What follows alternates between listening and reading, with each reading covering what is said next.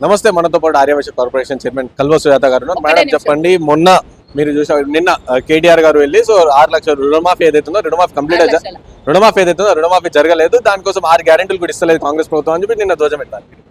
బాగుందా వానికి ఇన్నిసార్లు చెప్పినా మళ్ళీ అదే చెప్తున్నా. వానికి ఆడిందే ఆట పాస్పండ్లో ఆట అన్నట్ల శాతగన్నాడు సీతారామ అన్నట్టు వీడికేం తెలుస్తుంది తెలంగాణ ప్రజల బాధ.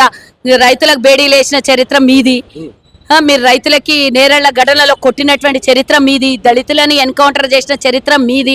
ఇట్లాంటి చరిత్ర ఉన్న వాళ్ళు మా గురించి, మా పేదల పార్టీ గురించి మీరు మాట్లాడతారా?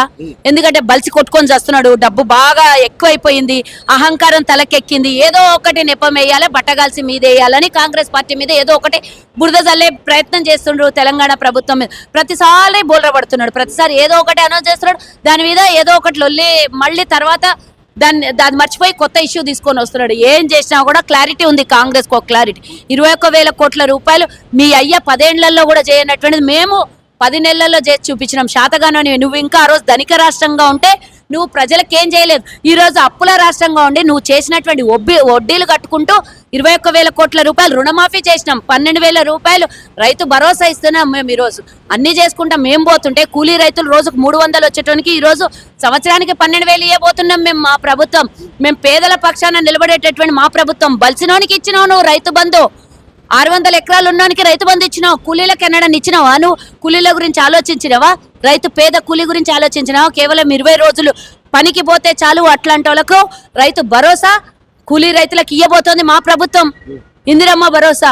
నువ్వు ఇట్లాంటిది మా మీద ఏదన్నా ఒకటి, ఎందుకంటే ప్రజల దగ్గర ప్రభుత్వానికి ఆదరణ లభిస్తుంటే ఏదో ఒకటి చెయ్యాలి, ఏదో ఒకటి అనాలి. ఇట్లాంటి అన్న మాటలు మా జిల్లాకు వచ్చి మాట్లాడతావు.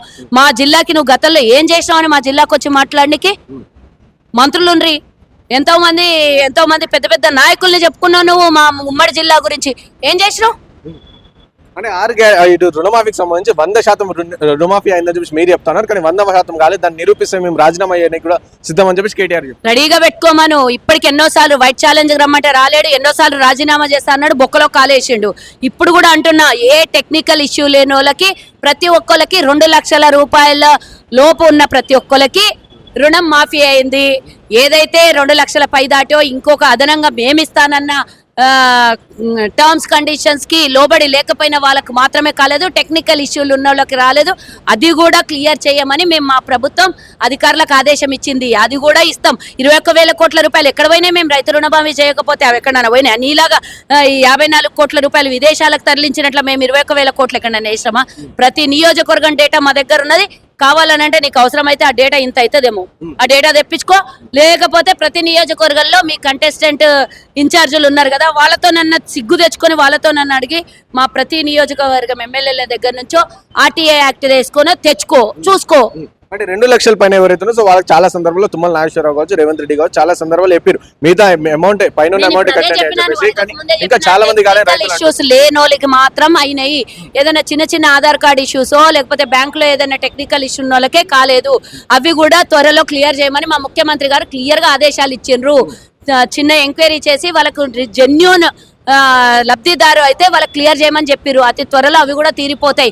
ఎందుకంటే మాట్లాడడానికి సందుదే లేదు కాబట్టి ఏదన్నా ఒకటి మాట్లాడతాడు. అంటే మహిళలకు సంబంధించి 2,500 ఇస్తామని చెప్పేసి, అలాగే తులం బంగారం ఇస్తా అన్నారు కదా, ఇవన్నీ కూడా ఏమైంది? అన్ని ఇస్తాం.